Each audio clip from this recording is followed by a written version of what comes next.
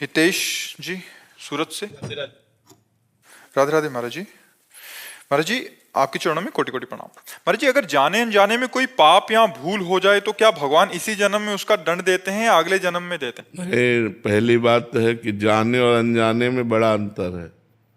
नहीं, जाने में और अनजाने में बड़ा अंतर है। अनजाने में ऐसा है कि जैसे अचानक पैर पड़ गया और कोई जीव मर गया, हम मारना नहीं चाहते, ये हुआ अनजाने में। लेकिन जानबूझ के मारना उसे हुआ जाने में। तो जो जानने का दंड है वो विशेष है और अनजाने का वो माफ भी है, क्योंकि आपका उद्देश्य मारना नहीं था। जैसे एक बार हम बर्तन मांजने के लिए श्री जी के पात्र मार्जन करने के लिए मिट्टी लेने के लिए गए, तो अब हर जगह से मिट्टी तो ले नहीं सकते, कहीं थूका हो कहीं कुछ हो, तो मेड़ से मिट्टी लेने गए। तो फावड़ा से पहले ऊपर की हटा के फिर नीचे की लेने, तो जो ही फावड़ा मारा सो खन खजूर नहीं होता, अब वो कट गया।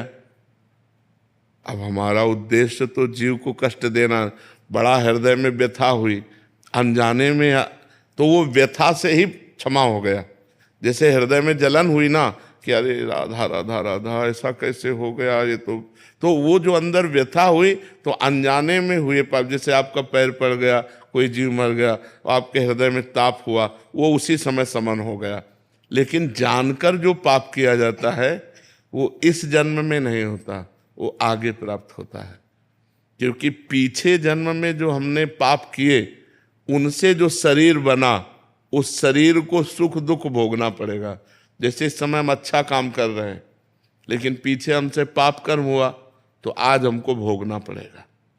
अच्छा काम करते हुए भी हमें भोगना पड़ेगा। अब पीछे का पुण्य आ गया और हम बुरा काम कर रहे हैं तो हमें अच्छा लाभ प्राप्त होगा। इस कर्म जो अभी हम वर्तमान में पाप कर्म कर रहे हैं और हमें पुण्य पीछे का आ गया तो वो हमको लाभ देगा। तो पाप कर्म का फल लाभ तो होता नहीं, धर्म का फल हानि तो होता नहीं। लेकिन धर्म करते हुए भी हानि देखा जाता है और पाप करते हुए भी लाभ देखा जाता है। ये पूर्व का है, आज का जो कर्म है वो आगे हमें देगा। इसलिए हमको बहुत संभाल के अपनी नई जीवन की जो क्रियाएं हैं उनको बहुत संभाल के करना चाहिए, नहीं तो भोगना पड़ता है। अब इस जन्म का जो भजन का है वो आगे उसका फल मिलेगा। तो पेमेंट महीना के बाद ही मिलती है।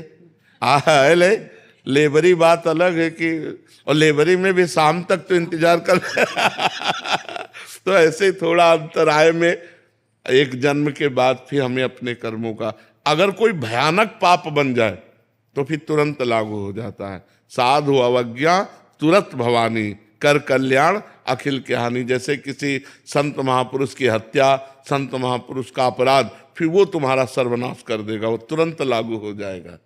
वैसे कोई पुण्य कार्य हैं जो तत्काल असर करते हैं? हाँ, ऐसे ही पुण्य कार्य हैं कि तत्काल आपको संभाल देंगे। इसीलिए जैसे अनुष्ठान कराया जाता है ना ब्राह्मणों से, वो तत्कालिक अनुष्ठान लाभ देगा।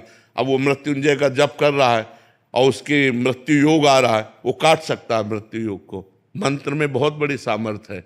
भावी मेट सकें त्रिपुरारी, जो भाग्य में लिखा हुआ उसको भी मेटा जा सकता है तपस्या भजन अनुष्ठानों के द्वारा। ओमांश बंसल जी। राधे राधे।